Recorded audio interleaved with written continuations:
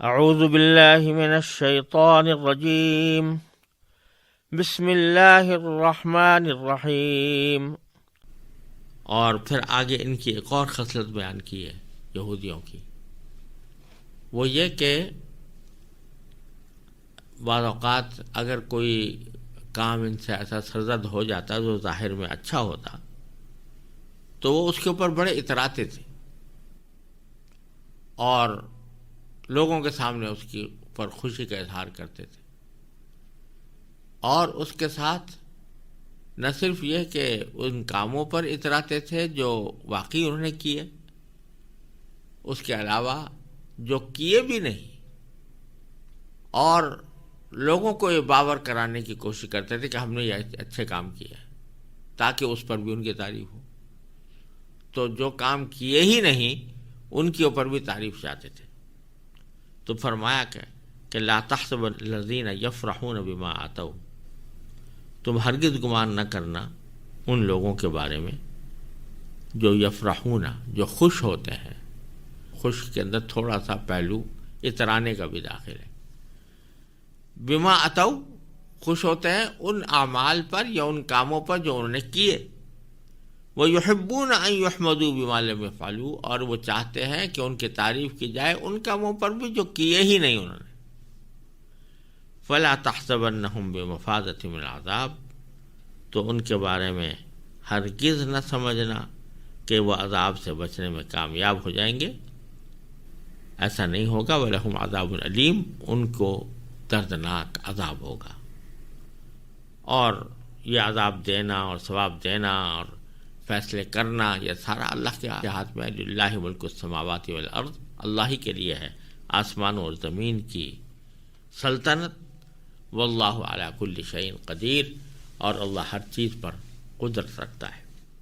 ان آیات میں اگرچہ ذکر تو اہل کتاب کا ہے، لیکن ان کی 3 برائیاں بیان فرمائی گئی ہیں، اور ان برائیوں کو مسلمانوں کے سامنے بیان کرنے کا بظاہر مقصد یہ بھی ہے کہ مسلمان ان سے پرہیز کریں۔ پہلی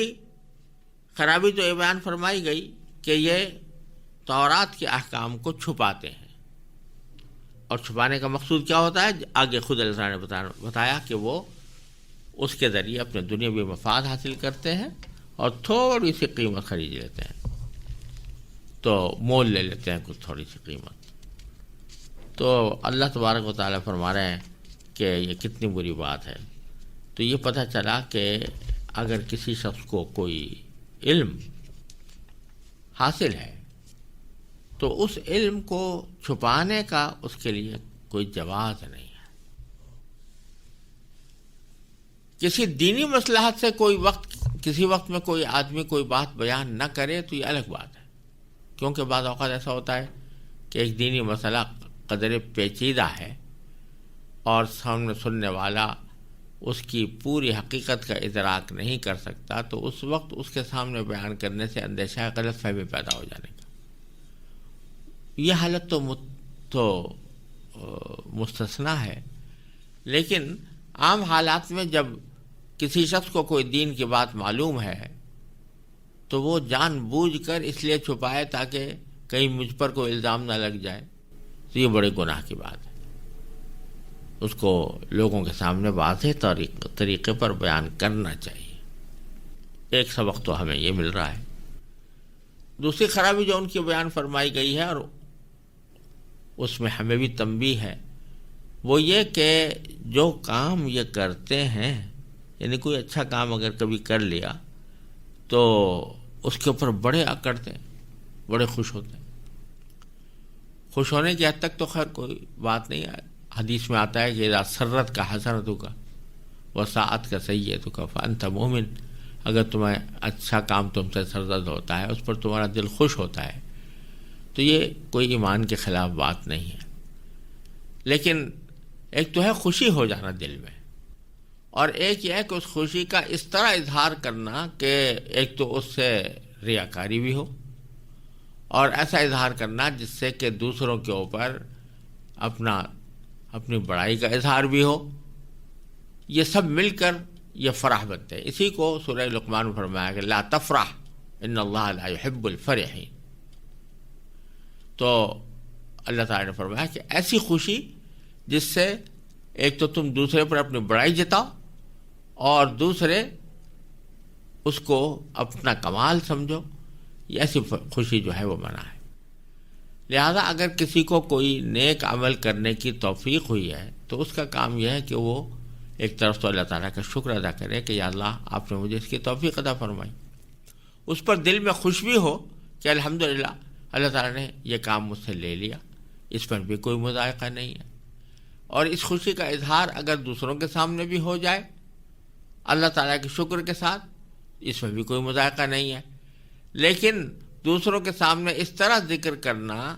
کہ ایک طرف تو اس کو اپنا کمال ظاہر کیا جائے کہ دیکھو میں نے کتنا بڑا تیر مار لیا، کتنا بڑا کمال مجھ سے سرزد ہو گیا، یا یہ کہ اس کو اس طرح بیان کرنا کہ جس سے دوسروں پر اپنی بڑائی اور فوقیت جتلانا مقصود ہو، تو یہ تکبر میں داخل ہو کر یہ گناہ ہو جاتا ہے۔ اور یہاں اسی کا ذکر ہے کہ یفرحون بما اتوا، جو کچھ انہوں نے کیا ہے اس پر وہ اکڑ سے کام لیتے ہیں۔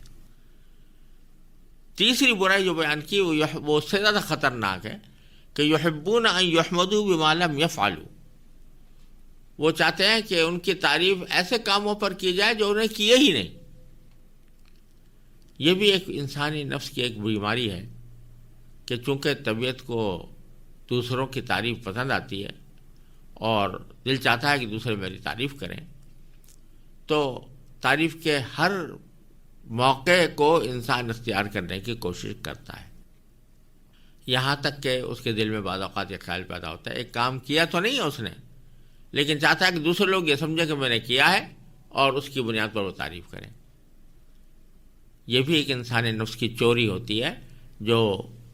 ایک انسان کے اندر بسا اوقات پیدا ہو جاتی ہے کہ ایک کام کیا تو نہیں ہے لیکن لوگوں کے سامنے یہ باور کر رہا ہے کہ میں نے کیا، اور